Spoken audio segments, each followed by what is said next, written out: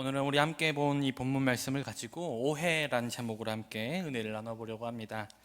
사람에게 있어서 소통은 참 중요한 행위입니다. 하지만 연구 결과에 따르면 사람의 말, 그 텍스트 자체는 사람의 의사를 전달하는 데 있어서 7% 정도만 역할을 한다고 합니다. 다시 말해서 사람이 하는 말 그 텍스트보다는 그 말을 전달하는 사람이 누구인지, 그리고 혹은 말하는 사람의 표정이나 제스처나 그리고 어떤 뉘앙스, 그리고 전달하는 어떤 그 외부적인 환경들이 그 말의 의미를 더욱더 명확히 만들어 준다는 것이죠. 그래서 카톡이나 메일은 우리 일상에 있어서 참 중요한 의사소통 도구이긴 하지만 여기에는 사람의 표정이나 억양이나 감정을 담을 수 없기 때문에 때때로 의사소통에 있어서 오류를 초래하기도 합니다. 서로 잘못된 이해를 하기도 하죠. 그래서 어떤 사람들은 굉장히 중요한 일 같은 경우에는 카톡이나 메일로 하지 않고 꼭 전화를 하거나 만나서 전달을 하는 사람도 있습니다. 저희 아버지는 카톡을 하실 때 말 끝에 항상 마침표 2개, 점점을 항상 찍으세요. 그러니까 버릇으로 그냥 찍으십니다. 그래서 저희 아버지는 실제로 굉장히 유쾌한 분이시지만 아버지와 카톡을 할 때는 왠지 아련하고 굉장히 기운이 빠지는 듯한 느낌을 받습니다. 특히 아버지가 카톡을 시작하신 지 얼마 안 되었을 때 제가 아버지께 카톡을 통해서 뭔가 부탁드린 적이 있었는데 그 대답에 그래 점점점 이렇게 왔어요. 그러니까 그걸 받고 와서 혹시나 내가 잘못된 부탁을 드리지 않았는지 다시 한번 스스로를 돌아보게 되는 그런 일도 있었습니다. 물론 지금은 그것이 습관인 건 알기 때문에 그냥 그렇구나 하고 넘기지만 처음에 그 카톡을 받았을 땐 굉장히 당혹했던 기억이 있습니다. 이처럼 여러 가지 이유로 우리가 의사 전달 과정 가운데 문제가 생기거나 혹은 받아들이는 입장에서 잘못 해석하기도 하는데 이것을 우리는 오해라고 부릅니다. 이러한 오해가 위험한 것은요, 단순히 의사소통에 있어서 문제가 있을 뿐만 아니라 그러한 문제가 때로는 한 사람에 대해서 잘못된 선입견을 가지게 한다는 데 있다는 것이죠. 특히 우리가 성경을 읽을 때에도 우리가 말씀을 읽을 때 잘못된 해석을 하면, 잘못된 이해를 하면 하나님에 대해서 상당히 오해하도록 만듭니다. 저는 어쩌면 오늘 본문도 우리가 하나님에 대해서 오해하도록 만든 본문이 아닐까 생각을 합니다. 오늘 말씀에 따르면 아브라함은 고난 중에 있었습니다. 성도들 가운데 나에게 고난이 찾아오면 가장 먼저 이런 생각을 하죠. 혹시 내가 죄를 지었기 때문에 이런 고난을 받는 게 아닌가? 하나님께서 시험을 주시면 내가 혹시 잘못했기 때문에 나의 잘못을 돌아보라고 나에게 이런 시험을 주시는 것이 아닐까?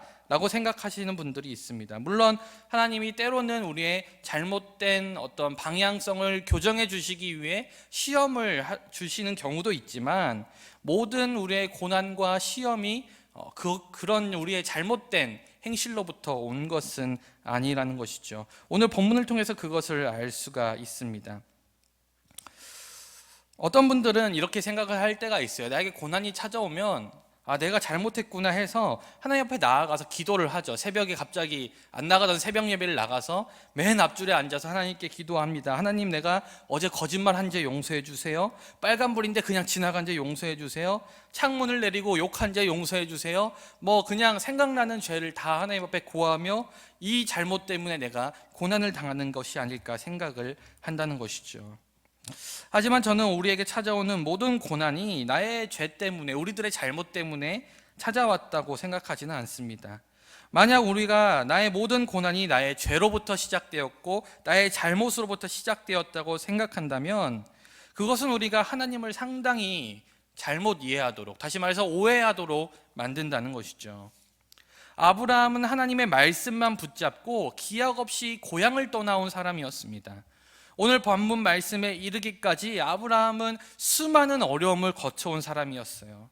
하지만 아브라함은 그 모든 어려움들을 하나님께 순종함으로 이겨내었고 그가 100세가 되었을 때는 그의 인생의 마지막 수건이었던 하나님께서 약속하신 아들 이삭까지도 출생하게 되었습니다. 더 이상 바랄 것 없이 완벽한 삶을 살았던 그 아브라함에게 하나님께서 찾아오십니다. 그리고 그는 지금까지 겪었던 어떤 고난보다도 가장 큰 고난에 처하게 되었습니다. 바로 하나님께서 아브라함에게 찾아오셔서 100세에 낳은 그 약속의 아들 이삭을 바치라고 말씀하신 거예요. 오늘 아브라함이 고난을 당하게 된 것은 그가 어떤 잘못을 했기 때문이 아닙니다. 그가 죄를 지어서 하나님께 이러한 시험을 당하고 있다는 것이 아니라는 말입니다. 어떤 사람들은 아브라함이 아들을 너무 사랑했기 때문에 하나님으로부터 이런 고난을 당했다고 이야기합니다. 맞습니다. 아브라함은 아들을 너무나도 사랑했어요. 그런데 아브라함이 사랑한 그 아이는 다른 아들도 아니라 하나님께서 주시겠다고 약속하셨던 그 약속의 아들이었습니다. 이 아들은 그냥 아들이 아니라 하나님의 약속의 신실하심을 나타내는 상징이었고, 하나님의 약속은 결국엔 성취된다는 그 자신의 신앙을 지켜서 보여주었던 믿음의 증거였습니다. 아브라함이 나의 100세가 되고 사라도 나이가 들어서 더 이상 아이를 가질 수 없는 생물학적인 한계에 다다랐던 그 시점에 하나님께서 주신 아들이 바로 이삭이었어요. 그 아들을 주신 분이 바로 하나님이셨단 말입니다. 그러니 그 아들이 얼마나 사랑스럽겠습니까? 그렇다면 여러분, 그 아들을 사랑한 게 죄입니까? 부모가 자신의 아들을 사랑한 게, 자신의 자녀를 사랑한 게 죄가 됩니까? 오히려 자신을 사랑하지 않는 게 죄가 되는 것이죠. 사랑하는 건 죄가 되지 않습니다. 그렇다면 오늘 아브라함이 처한 이 고난은요, 분명히 아브라함의 죄 때문은 아니라는 것이죠. 죄 때문에 시작된 고난이 아니라는 것입니다. 하지만 오늘 하나님께서는 아브라함에게 내 사랑하는 독자 이삭을 나에게 바치라고 말씀하십니다. 그래서 아브라함은 아침에 일찍 일어나서 아들과 함께 하나님께서 명령하신 그곳으로 가서 아들을 바치기 위한 준비를 합니다. 성경에는 하나님의 명령 이후에 아브라함의 심경과 감정이 나타나고 있지는 않습니다. 하지만 우리는 아브라함의 마음을 충분히 상상할 수 있을 것 같아요. 한 가지 분명한 것은 아브라함이 아들을 데리고 하나님의 명을 받들어 아들을 바치기 위해 그곳으로 갈 때 마치 여행을 가듯이 콧노래를 부르며 신나서 달려가지 않았을 것이란 사실은 확실합니다. 여러분들도 그것만은 알 수 있을 것 같아요. 여러분, 아브라함이 그 길을 떠나기 전날 밤 어땠을까요? 잠은 푹 잤을까요? 아마 자지 못했을 겁니다. 한숨도 못 잤을 거예요. 하나님의 명령이지만 이것을 어떻게 해야 되나? 하나님께서는 무슨 생각이신가? 정말로 내 아들을 데려가시려는 것인가? 내 아내에게는 무엇이라 얘기해야 되지? 별별 생각을 하면서 잠을 자지 못했을 거예요. 그리고 다음날 아침 일찍 아들과 함께 제사 드릴 장소로 출발합니다. 3일 길이나 걸렸던 먼 길이었습니다. 하지만 아브라함에게는 아마 그 길이 너무나도 짧게 느껴졌을 거예요. 아니, 아브라함은 그 가는 길이 영원했으면이라고 생각했을 것입니다. 하지만 결국 아브라함의 일행은 산에 도착하였고, 아브라함은 종들을 산 밑에 세워들고 아들과 함께 산을 올라갑니다. 제사를 하러 간다고 하였는데 제물이 없이 산을 오르는 아버지를 보고 아들이 이렇게 묻습니다. 아버지, 제사할 불과 나무는 있는데 제물은 어디에 있습니까? 여러분, 이 질문을 들었을 때 아브라함의 마음이 어땠을까요? 이제 이 아들을, 내가 너무나도 사랑하는 이 아들을 하나님께 제사의 제물로 드리는 그 길을 가는데 아들이 묻는 거예요. 아버지, 제물이 어디 있습니까? 그 아브라함의 찢어지는 마음 생각해 보셨습니까? 물론 아브라함은 하나님께서 친히 준비해 주실 것이라 대답하였지만, 그렇게 대답하는 아버지의 마음이 얼마나 아프고 쓰라렸을지는 아마 우리는 상상하기도 어려울 것 같습니다. 산에 다 오른 뒤 아브라함은 이삭을 결박합니다. 그리고 아들을 하나님께 바치기 위해 칼을 드는 순간 하나님의 다급한 소리가 들리죠. 아브라함아, 아브라함아, 그 아이에게 손을 대지 말라. 사랑하는 여러분, 어떤 이들은 오늘의 이 사건이 하나님께서 아브라함의 순종을 시험하기 위한 시험이었다라고 이야기합니다. 여러분, 그렇다면 이 사건 이후에 하나님께서 아주 흡족해 하시며 아브라함에게 이렇게 말씀하신다면 어떻습니까? 야, 아브라함아, 너 진짜 날 사랑하는구나. 야, 너 진짜 아들 나한테 바치려 했어? 야, 이제야 내가 너 사랑하는 줄 알겠다. 그러면 됐다. 이제 너 순종하는 줄 알겠어. 내가 이제 복을 줄게. 아주 만족한다 라고 말씀하신다면, 하나님께서 그렇게 아브라함에게 말씀하신다면 여러분 어떻습니까? 제가 아브라함이었다면 분노했을 것 같아요. 하나님, 제가 하나님의 이렇게 사랑하고 순종하는 줄 알면서 어떻게 저에게 이러한 일을 행하십니까? 내가 하나님의 말씀을 그 말씀 하나를 믿고 아버지의 집을 떠나온 사람인데 어떻게 나한테 이런 일을 벌이십니까? 라고 하나님께 원망했을 것 같아요. 여러분, 오늘 본문을 만약에 아브라함의 순종에 대한 본문으로 이해한다면 우리들의 당연한 반응이 이것입니다. 하나님, 어떻게 나한테 이런 일을 할 수 있으십니까? 하지만 여러분, 하나님은 그런 분이 아니세요. 우리의 순종을 시험하기 위해서 내가 가장 사랑하는 것을 빼앗아가고 약탈해 가시는 분이 아니시라는 것입니다. 그러므로 사랑하는 여러분, 오늘 하나님께서 아브라함을 시험하신 이유는 아브라함이 죄를 지었기 때문도 아니요, 내가 나를 얼마나 사랑하는지 보기 위해서, 네가 나를 얼마나 순종하는지 보기 위해서 하신 시험도 아니라는 거예요. 물론 아브라함의 순종은 대단한 순종이었고 그 순종으로 인해서 큰 축복을 받기는 하였지만, 하나님께서 결국 이 모든 일을 벌이신 이유는 아브라함의 순종을 테스트하기 위한 일이 아니었다는 사실입니다. 오늘 하나님께서 아브라함을 부르시며 그 아브라함의 그 아들 이삭을 지칭하셨던 말씀이 있습니다. 내 사랑하는 독자라는 말을 사용하시죠. 여러분, 이 내 사랑하는 독자, 이 말은요, 하나님께서 예수님을 부르실 때 사용하시던 말씀이었습니다. 다시 말해서 오늘 아브라함이 하나뿐인 독자 이삭을 제물로 바친 이 사건은 앞으로 인간을 위해 제물로 이 땅에 오실 하나님의 아들 예수 그리스도, 이 예수 그리스도를 우리에게 나타내 주시기 위해서, 우리에게 미리 보여주시기 위해서 아브라함을 사용하셨던 시험이었던 것입니다. 그리고 자신의 사랑하는 독자 예수 그리스도를 우리를 구원하기 위해 바치겠다는 그 하나님의 약속이 나타난 사건이었습니다. 그러므로 아브라함은 이 시험 이후로 비로소 자유함을 얻었고 큰 축복을 받았지만, 사랑하는 독자 예수를 죽임당하도록 이 땅에 보내셔야 하는 하나님은 이때부터 고통과 아픔이 시작되신 거예요. 사랑하는 여러분, 하나님께서 이 사건을 통해 기대하셨던 것은 단순히 아브라함이 자신의 아들보다 나를 더 사랑하는지 그게 궁금했던 게 아니라는 것입니다. 이 사건을 읽는 후대 사람들이 아들을 내어주신 그 하나님의 약속을 깨닫는 한편, 아들을 내어줄 수밖에 없는 하나님의 아픔과 슬픔을 깨닫고 또 하나님이 얼마나 우리를 사랑하시는지 알기 원하셨기 때문에 이 일을 계획하시고 실행하신 것입니다. 아브라함이 아들을 바치기 위해 가는 그 길이 얼마나 아팠을지, 얼마나 쓰라렸을지, 얼마나 슬펐을지 우리는 아브라함의 본문을 통해서 이해하고 느낄 수 있잖아요. 그 감정, 그 아픔 하나님께서 똑같이 겪으셨단 말입니다. 하나님께서는 이거를 우리에게 알려주고 싶으셨어요.